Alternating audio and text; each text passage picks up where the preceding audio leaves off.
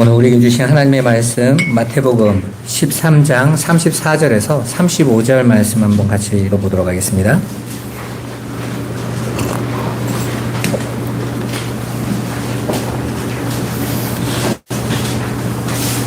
마태복음 13장 34절 35절입니다. 같이 한번 읽어보시죠. 예수께서 이 모든 것을 무리에게 비유로 말씀하시고 비유가 아니면 아무것도 말씀하지 아니하셨으니 이는 선지자를 통하여 말씀하신 바 내가 입을 열어 비유로 말하고 창세부터 감추인 것들을 드러내리라 함을 이루려 하심이라. 아멘. 오늘은 우리가 지금 계속 마태복음을 보고 있는 중에 오늘 이 장의 부분인 왜 비유로 말씀하실까에 대한 내용을 한번 같이 묵상하고 또 은혜 나눠보는 시간 갖도록 하겠습니다. 본문은 예수님이 자신을 따라다니는 많은 군중들에게 비유로만 말씀하신 것에 대한 그 이유에 대해서 설명해 주고 있습니다. 여러분도 우리가 성경을 읽다 보면 답답하지 않으세요? 왜 하나님은 당신의 뜻을 전하실 때 직설적으로 알아듣게 딱 말씀하시면 되잖아요. 그런데 굳이 비유로 포장해서 우리에게 전해서 우리로 하여금 오해하게 말씀하셨단 말이에요. 그런데 예수님은 오늘 그 이유를 오늘 내가 입을 열어 비유로 말하고 창세부터 감추인 것들을 드러내리라 함을 이루려 하심이다 라는 말씀을 가지고 오셨어요. 그러니까 시편에 이미 하나님께서 비유를 통하여 창세부터 감추인 어떤 것을 감추어 두셨다는 거예요. 감추어 두셨어요. 아무나 알아듣지 못하도록, 아무나 그것을 끄집어서 깨닫지 못하도록 만들었다라는 것이죠. 그러니까 저와 여러분들이 성경을 볼 때는 항상 그 안에 담겨져 있는 내용을 무엇인지를 찾아서 가져가야지, 그걸 그냥 문자대로 그냥 받아버리면 문제가 커지는 거예요. 엉뚱한 게 되어져 가는 것이죠. 그렇게 하나님이 주신 그 말씀을 그냥 겉에 있는 말로 그대로 받아서 실패한 게 유대인들이잖아요. 그냥 율법으로 그냥 다 받아가지고 나 율법 다 지키면 내가 하나님 사랑하는 거지 이렇게 받았단 말이에요. 그런데 정작 하나님은 구약에서 끊임없이 뭐라고 말씀하십니까? 너희가 내 말 안 듣어. 너희들 왜 내 뜻에 순종하지 않아? 그런데 여러분도 알다시피 유대인만큼 철저하게 하나님 섬기는 민족이 어디 있어요? 그런데 하나님은 계속해서 그가 아니라니까 이렇게 계속 말씀하신다고요. 우리는 그게 왜 그런 이야기를 하고 계시는지를 알아야 돼요. 왜냐하면 오늘날 저와 여러분들의 신앙생활도 똑같기 때문에 그렇습니다. 여러분 이 중에서 하나님을 믿고 하나님을 신앙생활을 하면서 제대로 하고 싶지 않은 사람이 어디 있어요? 말씀대로 하고 싶잖아요. 그런데 중요한 건 말씀이 내게 원하는 게 무엇인지를 못 깨달으면 나는 말씀대로 하고 있다고 여기는데 말씀과 다른 길을 가고 있다라고 성경은 말하고 있다라는 거예요. 그래서 예수님은 제자들에게 마태복음 13장 14절 15절로 왜 비유로 말씀하고 있는지에 대해서 한 번 더 이야기하세요. 앞에 마태복음 13장 14절 15절 한번 같이 읽어보도록 하겠습니다. 그러므로 내가 그들에게 비유로 말하는 것은 그들이 보아도 보지 못하며 들어도 듣지 못하며 깨닫지 못함이니라. 이사야의 예언이 그들에게 이루어졌으니 일렀으되 너희가 듣기는 들어도 깨닫지 못할 것이요 보기는 보아도 알지 못하리라. 아멘. 이 말씀은 이사야서 6장에 하나님께서 이사야를 통해서 가서 전해라 했던 말씀이었어요. 그렇게 이사야 6장의 예언에서 하나님께서 너희는 들어도 알지 못하고 보아도 깨닫지 못할 거야 라고 말씀을 주시는데 그 말씀 안에는 무슨 내용이 담겨져 있냐면 그 앞에서는 그냥 그것만 있는 것 같은데 뒤에 가면 뭐라고 말하냐면 그 말씀이 무엇인지를 깨닫게 할 자가 올 거야. 구루터기가 오면 회복될 거야. 이렇게 말씀하십니다.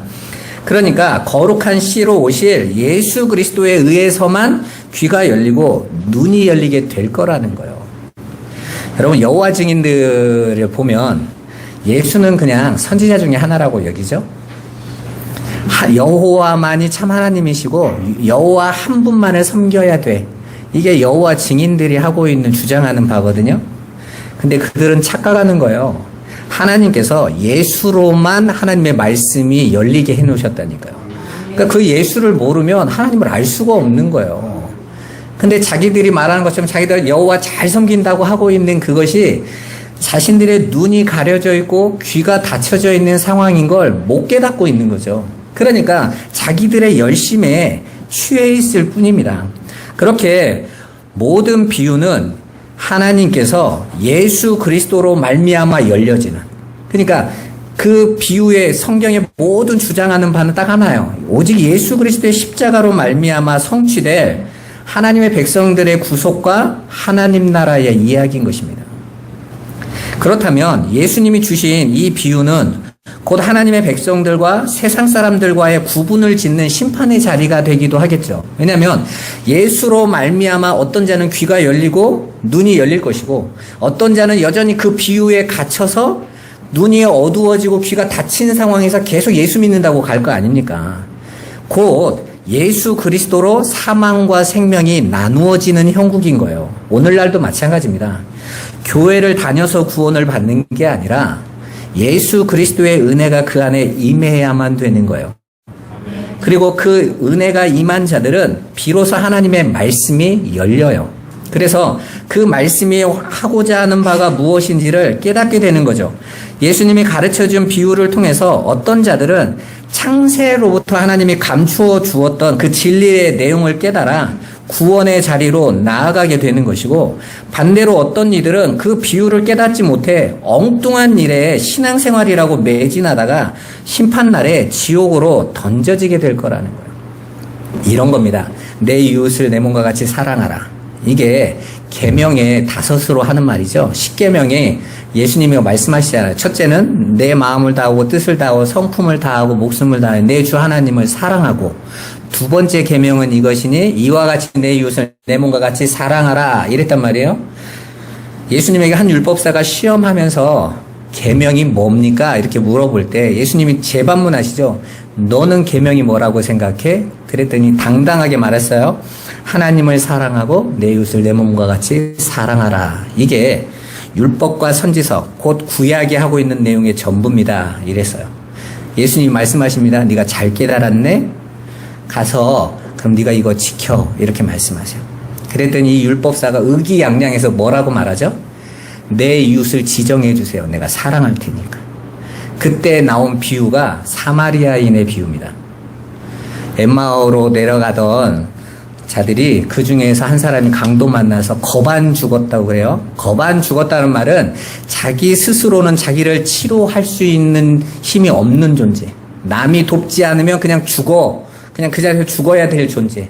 아무것도 할 수 없는 무기력한 존재를 뜻하는 거예요.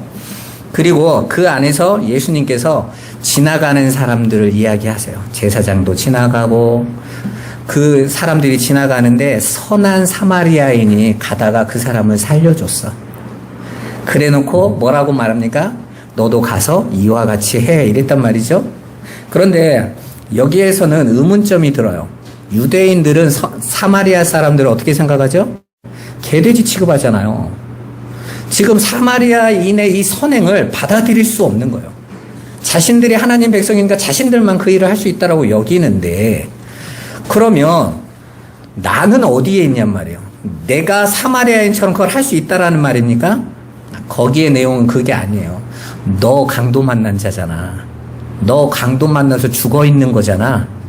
근데 네가 어떻게 이웃을 사랑을 해? 네가 어떻게 하나님을 사랑한다고 그래? 하나님이 널 사랑해야지.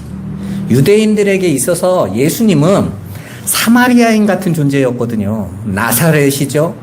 이분은 가가지고 사마리아 사람들하고도 아무렇지도 않게 가서 이야기하죠. 이단한 거예요. 야, 제 배경이 어디야? 학벌은 어디야? 그 집안이 찢어지게 가난한데 저 사람이 뭘 배웠다고 우리에게 가르칠 수 있겠어? 이러고 있는 상황인데, 그 선한 사마리아인의 도움을 받지 않으면 안 되는 그 강도 만난 자, 그 강도 만난 자의 이웃이 누구냐라는 말을 통해서 율법사에게 하는 말이 뭡니까? 네가 누군가를 도와줄 수 있는 존재가 아니라 네가 강도 만난 거야. 그러니까 우리가 하나님을 사랑한다라는 것은 내가 하나님을 사랑해 드릴 수 있다라는 것이 아니라 하나님의 사랑을 받아들이는 거예요. 하나님이 나에게 아낌없이 보내주신 예수 그리스도의 십자가의 은혜와 그 사랑을 받아들이고 그 사랑을 믿는 거, 그게 하나님을 사랑하는 것이라고 하는 거예요. 여러분, 우리가 1살짜리 아이가 젖을 먹고 아무것도 할 수 없는 애가 엄마 아빠를 사랑하는 표가 뭐죠? 그냥 엄마 아빠만 바라보는 거예요. 내게 주는 사랑을 즐거워하는 거예요. 그래서 아이가 엄마가 젖을 먹여주고 이러면 아이가 할 수 있는 건 뭡니까? 엄마 보고 웃죠. 알아보는 거예요. 웃어요. 그 사랑을 즐겨요. 그런데 엄마는 그거 보고 행복해요. 왜요? 걔가 나한테 보답한 거 아무것도 없는데. 하나님 눈에 여러분들이 얼마나 큰 것 같으세요? 어린아이 같은 거잖아요. 우리는 하나님이 내게 향하신 그 사랑이 무엇인지를 알아서 그 사랑을 즐거워하는 거예요. 하나님께서는 저와 여러분들에게 준비하신 그 천국에서 여러분들에게 뭔가를 하라고 부르신 게 아니에요. 그분을 즐거워하라고 불렀지. 그래서 저와 여러분을 통해서 하나님의 영광을 나타내는 자들이다 그러잖아요. 근데 그 영광은 어떻게 나타납니까? 내가 뭔가를 해서 나타나는 게 아니에요. 우리가 밤에 보는 그 달빛은 달이 내놓은 빛이 아니라 태양의 빛을 반사하고 있는 거예요. 하나님의 영광을 나타낸다는 것은 하나님이 나를 향하신 그 사랑과 그 은혜를 내가 온전히 즐거워함으로, 그걸 기뻐함으로 알아가는 거죠, 사람들이. 야, 저 사람은 뭔데 저렇게 행복해하지? 어떻게 저렇게 기뻐하지? 라는 것을 통해서 하나님의 그 사랑을 그들도 알 수 있게 하는 것, 그게 하나님의 영광을 나타내는 삶인 것입니다.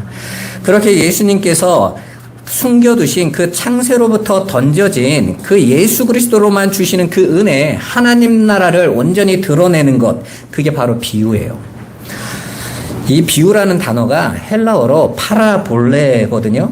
전치사 파라라는 단어와 발로라는 던지다라는 단어의 조합인 거예요. 그러니까 비유라는 말 자체가 옆으로 던진 거예요. 길에 똑바로 던져야 그것을 바르게 잡고 길로 따라갈 거 아니에요? 근데 길 가로 옆으로 던졌기 때문에 그걸 진리인 줄 알고 붙잡으면 옆으로 떨어지겠죠. 잘못된 방향으로 가겠죠. 그걸 성경은 죄라고 한단 말입니다. 원래는 똑바로 던져져야 됐는데 하나님께서 이 역사 속에 일부러 파라볼레로 옆으로 던져 놓은 거예요. 그래서 그 말을 그냥 고지그대로 진리로 받아버리면 그 사람들은 옆으로 미끄러져서 실족하게 돼 있어요. 그렇게 장치가 되어져 있는 게 하나님의 말씀이란 말입니다. 우리가 이단들 보면 성경대로 합시다 하고 들고 나오는 거 있죠. 그러면서 문자 가지고, 특히 신천지 사람들이 저한테 와가지고, 아니 하나님이 성경을 한국말로 주셨는데 왜 헬라어 얘기를 하냐고 해서 내가 너무 놀래가지고, 아니 성경에 히브리어 헬라어로 원래 줬고 그걸 해석한 게 한국말이지. 근데 지금 우리에게 준 건 한국말이라는 거예요. 이 정도로 무식한데 이 말을 듣냐고 누가. 그런데 그렇게 무식한 거예요. 우리나라 말은요 소리 글자예요. 그 소리 글자를 그대로 읽으면 자신들의 경험으로밖에 판단 못해요. 그런데 히브리 문자나 한자 같은 경우는 그 문 안에 의미가 담겨져 있는 문자거든요. 그 의미를 알아가야 되는 거예요. 특히 그 말씀은, 그래서 성경은 항상 가르치는 자와 함께 해라라고 분명히 구별되어 있어요. 여러분, 이 시대에 하나님께서 또 따로 계시를 주십니까? 요즘 신사도 운동이 일어나잖아요. 하나님이 계시를 다시 또 주신다 그래요. 그런 말 들으면 그런 사람들이 대단해 보이겠지만 그럴 때 여러분이 아셔야 돼요. 아, 거짓말하는 자들이 많구나. 하나님의 말씀은요 완료되어졌어요. 그리고 더 이상 또 다른 계시가 필요 없어요. 왜냐하면 하나님께서는 그 말씀을 완성하셨기 때문에 디모데후서의 말씀처럼 모든 성경은 하나님의 감동으로 이미 되어졌고 바르게 함과 책망함과 우리를 유익하기에 완벽해요. 더 이상의 뭔가가 필요 없어요. 그래서 계시록에서 더 이상 이 말에서 빼지도 더하지도 마라고 말씀하신 거예요. 근데 신사도들은 뭡니까? 또 자신들에게 또 계시를 하셔서 또 다른 말을 또 준다라는 거예요. 그럼 그거 성경으로 들어와야 돼요? 안 들어와야 돼요? 들어와야죠. 하나님 말씀이라면. 그런데 그 말씀이 성경이 될 수 없는 건 성취되지 않기 때문에 그래요. 그리고 하나님 말씀은 100% 성취돼야 되는데 그들은 자기가 한 말이 돼도 좋고 안 돼도 좋잖아요.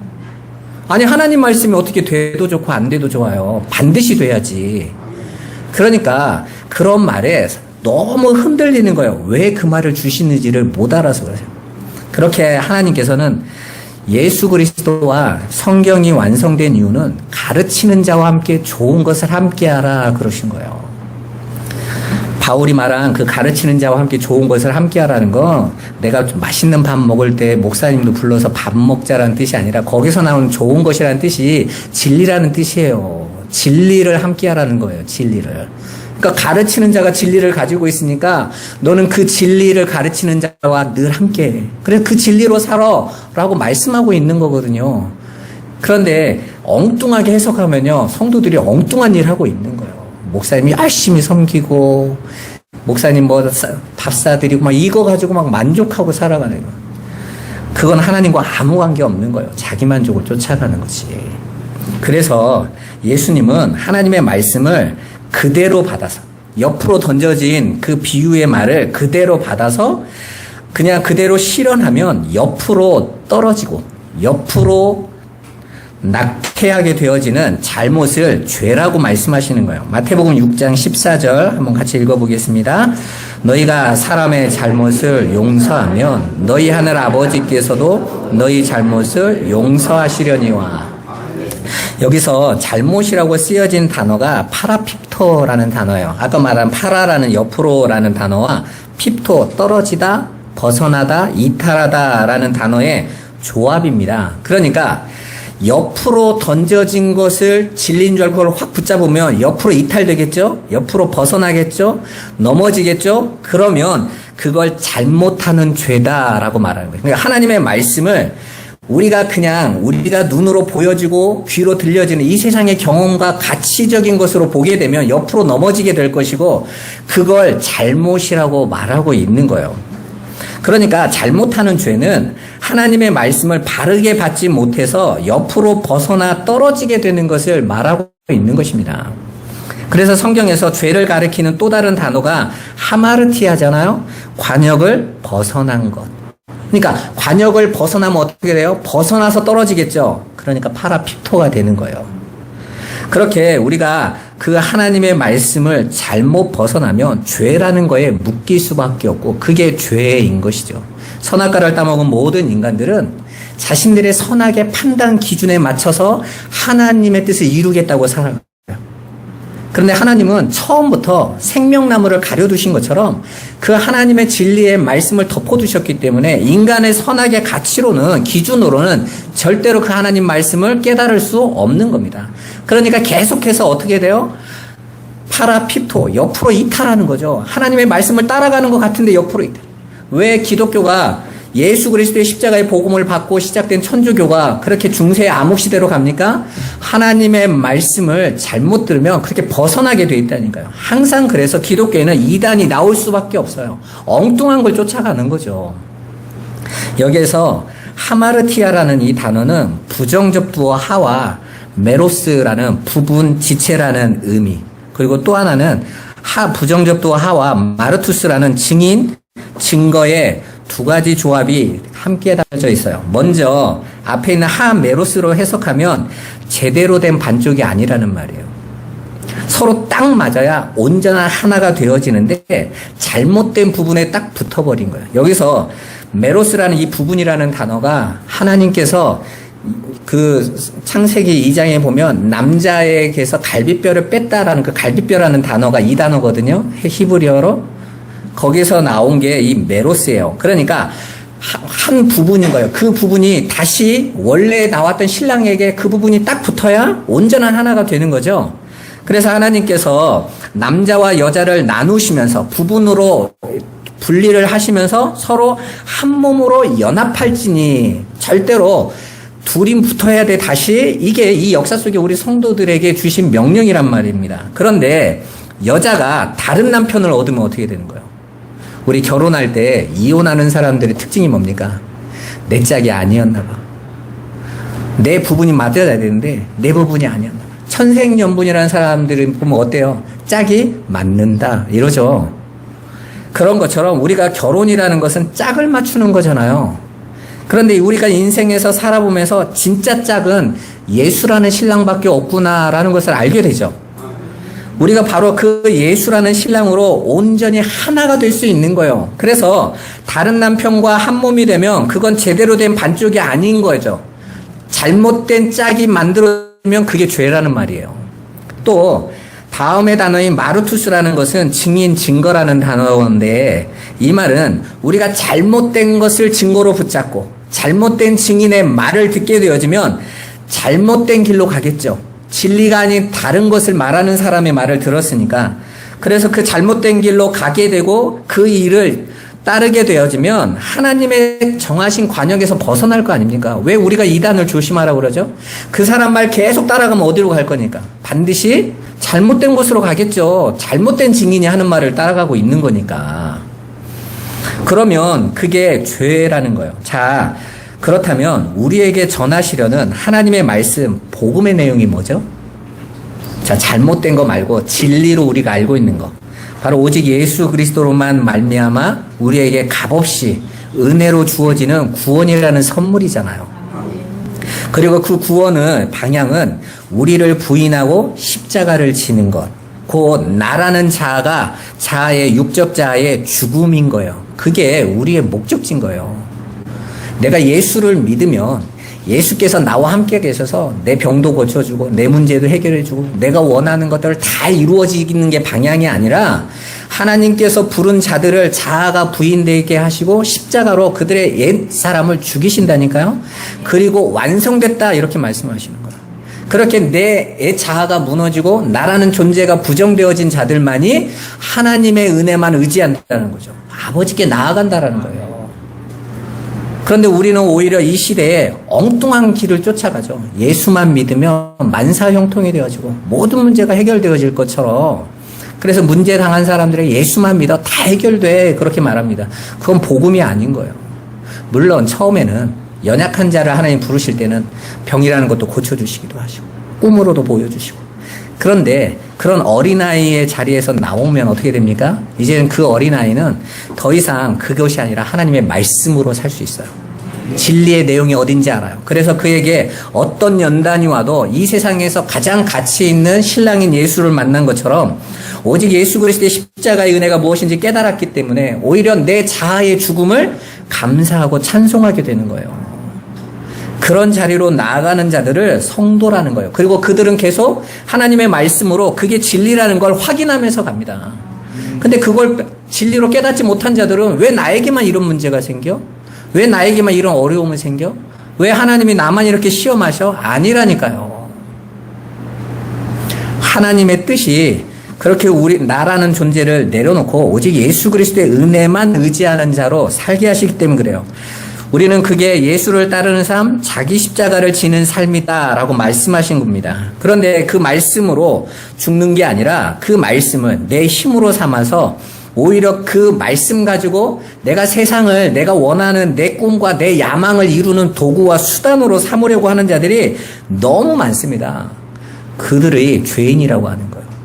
그러니까 오늘날 교회 안에서 자꾸 하나님의 말씀을 수단 삼아서 자기의 세상의 힘을 가지고 취하는 것이 하나님의 뜻이라고 말하는데 그건 죄를 낳는 거예요.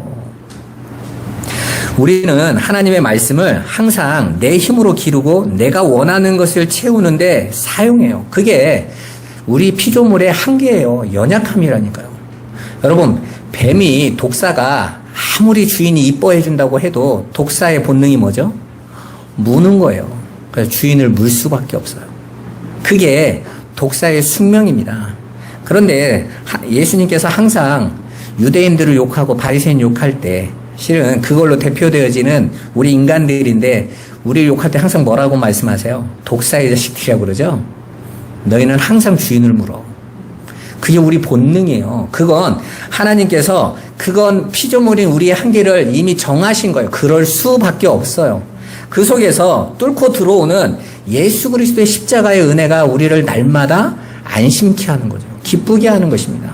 하나님은 여러분들에게 엄청난 열매를 내놓으라는 게 아니라 반대로 하나님께서 한 주간 내 삶을 살아가고 돌이키시면서 끊임없이 나를 향하신 십자가의 은혜의 효력이 어떤 것인지를 확인하는 거예요.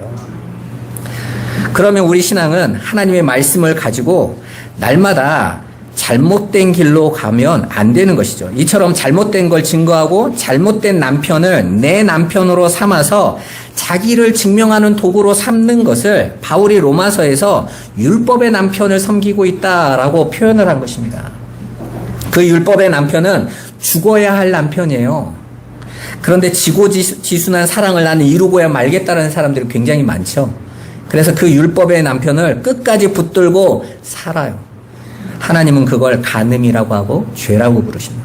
반드시 예수님이 십자가에서 그 율법의 남편을 죽여버리셨다니까요. 당신이 율법의 남편이 되셔서 당신이 그 율법으로 죽어버리셨어요. 그리고 부활하셔서 새로운 남편, 생명으로 구원으로 값없이 거저 사랑하시는 은혜의 남편으로 오신 것입니다. 그 은혜의 남편을 받은 자들은 이 땅을 살아가면서 은혜의 남편의 은혜를 알아가면 되는 거예요. 깨달아가면 되는 거라니까요. 저 남편이 나를 이렇게까지 사랑했구나. 죽기까지 사랑한 거구나. 그거 배우라는 것이죠. 자신의 힘으로 하나님 말씀을 하나도 어기지 않고 다 지켜서 자신이 살아있는 존재임을 증명하라는 게 아니에요. 우리는 신앙생활을 지금까지 그렇게 살았잖아요. 예수님이 나를 위해서 어떻게 하셨는데 보답하자. 네가 열심히 해서 그 일 해드리자. 교회도 지어드리고 땅끝까지 사람들 다 불러 모아서 예수님이 어떤 분인지 확인시켜주자. 우리는 자꾸 그럽니다. 그런데 정작 여러분들이 위로는 어디서 받으세요? 나 같은 죄인을 살리신 주님의 십자가의 상성 은혜를 받아요. 그 이유가 뭔지 아십니까? 하나님께서 저와 여러분들에게 그걸 드러내 보여주시려고. 내가 너와 함께하고 있어서 내가 너를 사랑하고 있어 라는 것으로 가르쳐주고 있는 거예요. 그러니까 엉뚱한 것을 해서 관역을 벗어나는 삶을 살면 안 된다라는 것입니다. 여러분, 예수님이 언제 비유로 말씀하세요? 항상 큰 무리가 먼저 전제가 돼요. 오늘 마태복음 13장의 이 내용도 큰 무리가 예수를 따를 때 비유로 말씀하셨다 이렇게 말을 합니다. 한마디로 하나님의 비밀이 감추어져 있는 형국이에요. 여러분, 구약에 기록된 모든 하나님의 말씀, 그 말씀을 가리켜서 모세와 선지자 이렇게 표하죠. 구약 성경 전체를 이스라엘 사람들은 그냥 모세와 선지자의 글 이렇게 말합니다. 그러니까 구약의 모든 내용이에요. 그러면 모세와 선지자가 전한 내용이 무엇이라고 나와 있습니까? 오늘 누가복음 24장 27절 같이 한번 읽어보겠습니다. 이에 모세와 모든 선지자의 글로 시작하여 모든 성경에 쓴 바 자기에 관한 것을 자세히 설명하시니라. 아멘. 유대인들은 성경을 다 알고 있다고 생각했어요. 그리고 그 성경의 내용이 율법으로 받아들여서 열심히 하나님을 섬기는 삶을 살고 있었습니다. 그러다가 예수님이 오셨고 이제 예수님이 십자가에 달려 죽으셨어요. 예수님을 따르던 두 제자가 이제 그 예수님이 십자가의 죽음을 보고 놀래서 이제 엠마오 마을로 내려가서 자기 고향으로 도망가려고 하고 있습니다. 부활하신 예수님이 그들을 따라가세요. 그런데 그들은 부활하신 예수님을 알아보지 못합니다. 예수님께서 그들에게 모세와 선지자의 글을 통해서 자세히 그 모세와 선지자 안에 담겨져 있던 그 비유를 걷어내시고 그 모든 글의 내용이 예수에 관한 것, 자기에 관한 것, 그 십자가에 관한 것임을 밝히 드러내세요. 그랬더니 그들이 당시나 자기들 앞에 있는 분이 예수임을 알게 됐어요. 눈이 열려서 보게 되어졌다라고 말을 하고 있습니다. 즉 모세와 선지자는 전부 예수 그리스도에 관한 것만 기록해놨다라는 거예요. 그래서 모세가 이스라엘 백성을 광야로 이끌면서 이렇게 이야기하죠. 신명기에 너희가 이후에 나와 같은 선지자가 올 건데 너희는 그때 지금같이 하지 말고 꼭 그의 말을 들어라. 그분이 누구예요? 예수 그리스도. 그럼 그분이 하신 말씀이 뭐예요? 인간 편에서 내놓는 어떤 의도 하나님이 안 받으시고 오직 나만 믿는 거. 이 십자가의 은혜만 믿는 것이야 라고 말씀하세요.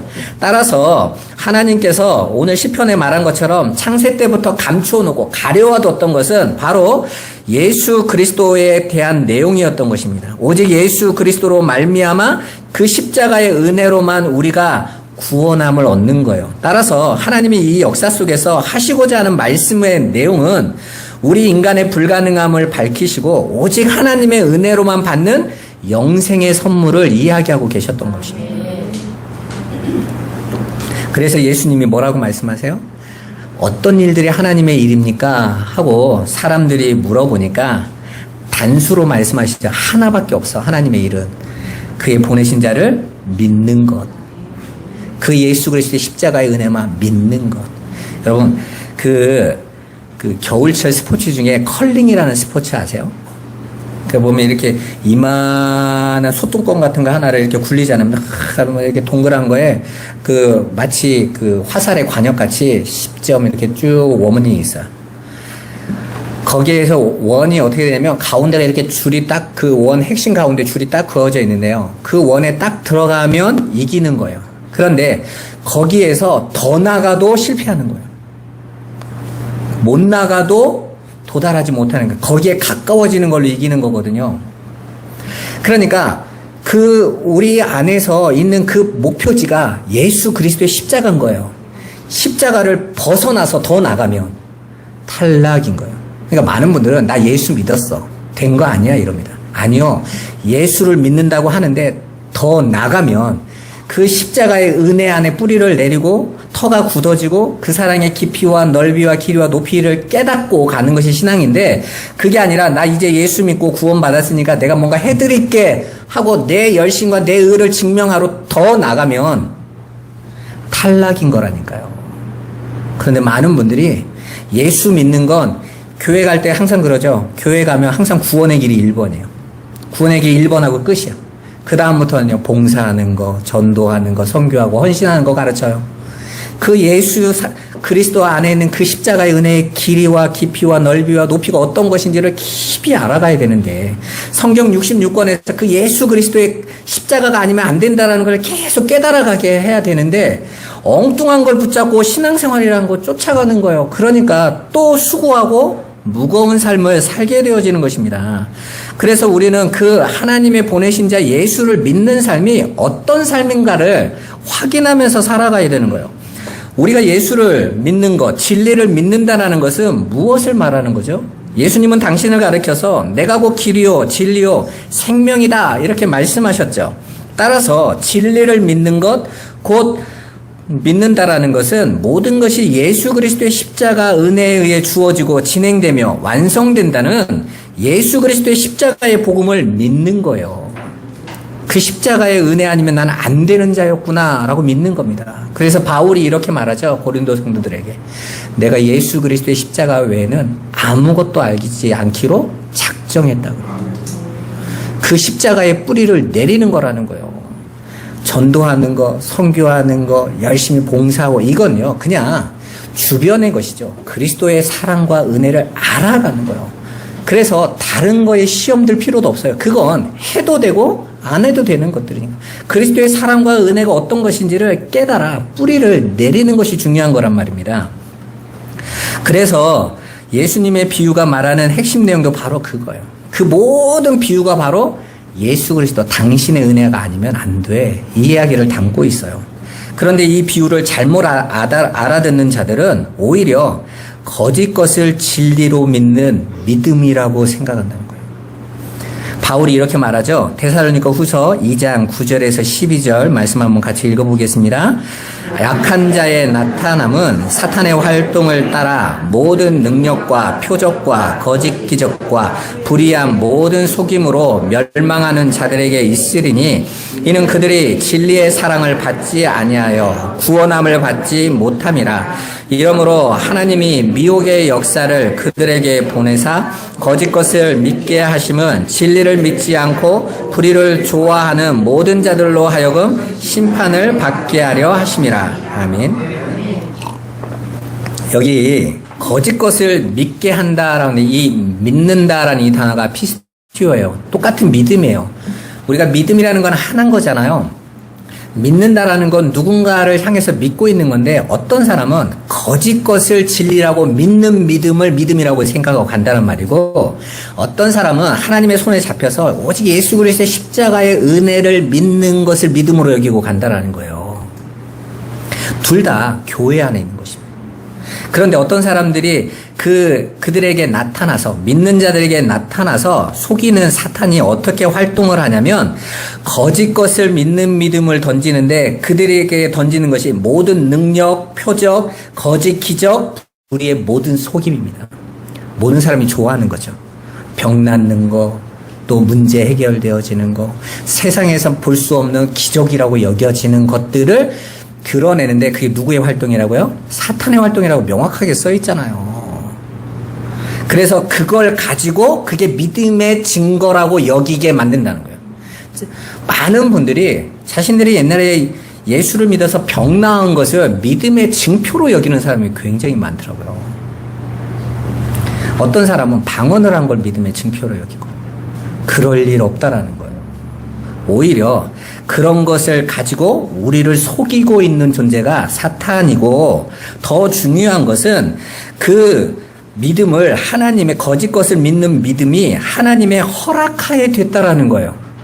그러니까 하나님이 사탄으로 하여금 마치 욥에게 보내신 것처럼, 그래 너 활동해 해놓고 뭘 던지냐면 거짓 능력과 표적과 기적을 행하게 했다라는 거예요. 그리고 그걸 보고 사람들이 야, 예수 믿으니까 이게 이런 일이 일어나고 이게 진리인 거구나 하고 따라가게 만들었다는 거죠. 그거 따라가라고요. 그거 뭐 하려고요? 심판하시려고. 마치 양과 염소를 구분하는 표로 삼았던 것처럼, 알곡과 가라지를 나누는 표로 삼아놓은 것처럼, 하나님께서 그렇게 거짓 것을 믿는 믿음으로 살아가도록 교회 안에 던져 놓으신 거예요. 뭐 하시려고요? 창세전부터 택한 내 백성만 건져내시기 위하여.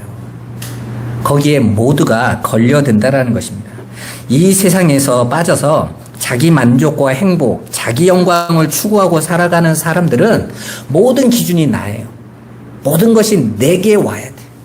내가 보고, 내가 느끼고, 내가 체험하고, 내가 경험하면 진리로 여깁니다. 그런데 여러분 이거 아셔야 돼요. 내가 체험 못해도, 내가 보지 못해도, 내가 경험 못해도 진리는 진리예요. 그래서 그런 체험이나 경험을 쫓는 게 아니라 성도는요, 말씀을 따라가야 돼요. 시편에 그래서 주의 말씀은 내 발의 등이요 내 길에 빛이니이다. 말씀을 따라가는 거예요. 경험이나 체험을 따라가면 큰일 나는 것입니다. 여러분 항상 우리가 신비주의 하거나 또 이렇게 이단들 보면 뭐 끄집어내던가요? 말씀 끄집어내던가요? 경험 끄집어내던가요? 항상 경험 끄집어냅니다. 내가 이런 경험해봤어. 나 이런 체험해봤어. 난 이렇게 응답받아서 그럽니다. 그런데 그거 볼 필요 없어요. 말씀이 잣대예요. 항상 캐논은 말씀이거든요. 우리 장로교회에 주장하고 있는 캐논, 표준, 모든 것의 잣대, 하나님의 말씀이에요. 그래서 그 말씀이 가는 데까지만 가고 멈춰 있으면 멈춰야 돼요. 그 말씀이 넘어서면 어떻게 합니까? 난 모른다 해야 되는 거예요. 왜냐하면 그 말씀이 내게 뭐라고 하는지 내가 잘 모르겠으니까. 그래서 칼빈처럼 내가 계시록은 잘 모르겠어. 그러면 모른다 하는 거예요. 계시록 할 필요가 없다는 뜻이 아니라 내가 모른다고 했던 거예요. 그 이상의 것을 내가 연구 못했고 그 이상을 내가 잘 못 깨닫겠어. 그래서 난 모르겠어. 이렇게 말을 한 겁니다.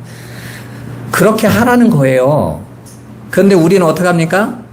내가 생각하고 판단하고 내가 기준하는 걸 끌어당기고 싶죠. 그러니까 자꾸 내 말을 가지고 끼워 맞히는 것입니다. 여러분 그건 신앙생활이 아니에요. 하나님의 말씀이 내 유익에 맞으면 은혜 받았다고 아멘 아멘 하면서 살아가면 안 된다는 거예요. 눈에 보이는 세상 것만을 쫓으면서 사시면 안 돼요. 진리의 말씀이 무엇을 말하고 있는가? 그 예수 그리스도의 십자가의 은혜가 어디로 가고 있는가? 그리고 그 말씀이 성령이 내 안에 오셔서 나를 어디로 끌고 가는가를 보고 계셔야 되는 거예요. 그러기 위해서는 늘 깨어 계셔야 돼요. 늘 기도하셔야 돼요. 하나님의 말씀이 맞는가 틀리는가를 늘 긴장하면서 확인하셔야 돼요. 여러분, 우리가 대학을 가려고만 해도 12년을 투자하잖아요. 학원 가고, 그 대학 한번 좋은 데 가보겠다.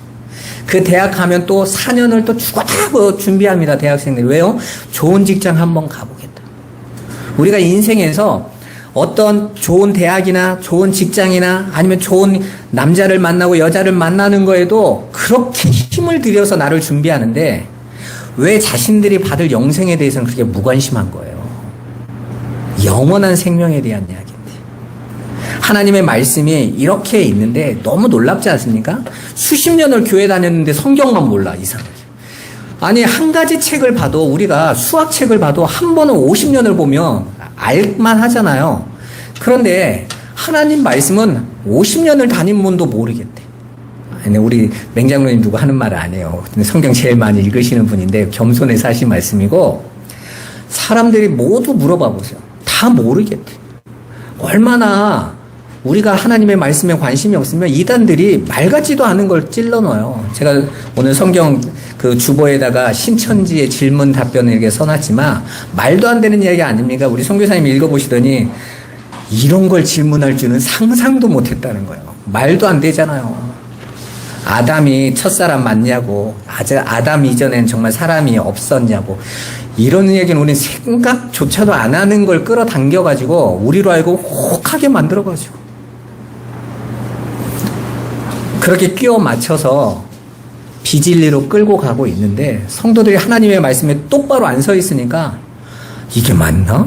이게 좋은가? 나만 몰랐나? 그리고 교회 보니까 우리 성도들도 아무도 모르네? 내가 뭔가 한 가지 알고 있는 건 줄 알아. 예수 그리스도를 알아가시란 말이에요. 그 사랑 안이 무엇인지 깨달으시라고. 제가 전에 한번 말씀드렸죠? 우리나라에서 세계에서 5손가락 안에 들어가는 위패 감별사가 있는데, 한 기자가 질문을 해서요. 어떻게 그렇게 위패를 감별을 잘합니까? 그래서 많은 위패들을 연구하시나요? 그 사람이 딱 한마디만 했어요. 나는 진짜 화폐만 봐요. 진짜 화폐만 늘 보고 있기 때문에 위패가 어떤 건지 금방 알게 되죠. 그리스도를 깊이 알고 그 십자가의 의미가, 성경이 모두 그 얘기를 하고 있는지를 알게 되면 이단이 와서 속삭이잖아요. 뭔 말인지 금방 알게 됩니다. 어디가 틀렸는지, 이들이 가지고 있는 것이 무엇인지. 사실 이 땅에 있는 모든 종교가 던져놓는 게 세상의 안위와 안녕이에요.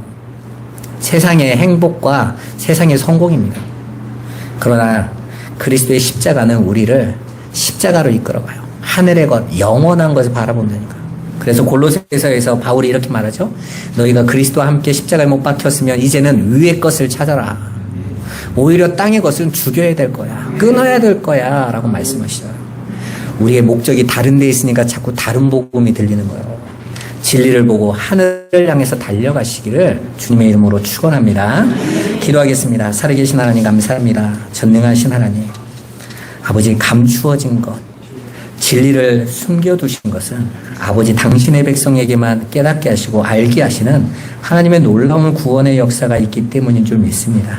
그렇게 받은 은혜의 구원을 우리가 헛되이 하지 않게 하여 주옵시고, 성령께서 우리의 마음과 생각을 진리에 묶어두셔서 그리스도의 깊이와 넓이와 길이와 높이가 어떠한 것인지를 알고 그 안에 터가 닦이고 뿌리가 내려져서 굳어지게 하시고 흔들리지 않는 믿는 자들로 우리 성도들이 세워져 가게 하여 주옵소서. 예수 그리스도의 이름으로 기도드리옵나이다. 아멘.